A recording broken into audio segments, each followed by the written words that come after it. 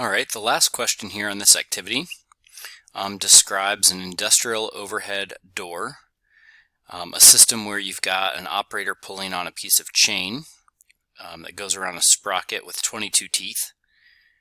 That sprocket has a live axle connecting it to another sprocket with 22 teeth.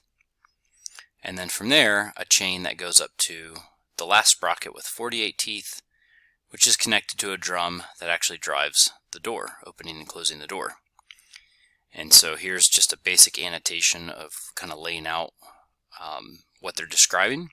So somebody that can use chain to operate the sprocket overhead, and a second sprocket going out to the 48.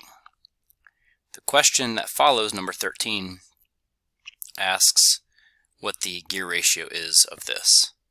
And trying to think about gear ratio, it's where we would have a ratio of kind of the teeth meshing with gears. Here with sprockets, it'd be with the chain connecting to two different sprockets.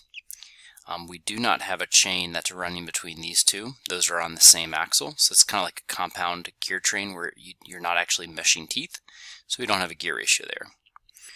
We don't have a gear ratio here between the operator and this. This is just kind of, if anything, this would be the same as them just operating this one right here. This is probably more just the purpose of kind of a redirect, just in physical location in space. So the only place we're really going to get gear ratio is where this chain connects to two sprockets, one at the 48 and one at the 22. The 48 is the output and the 22 is the input. So it's simply going to be the gear ratio. Think of number of teeth on the output divided by the number of teeth on the input. It's going to be 48 over 22. In terms of reducing, we can reduce that to 24 over 11, but as a gear ratio, let's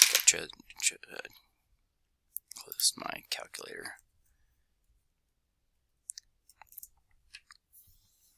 24 divided by 11. Oh, I don't know what 24. No, 24 divided by 11. There we go. Is 2.18 repeating. So this would be a gear ratio of 2.18 to 1. And that's it.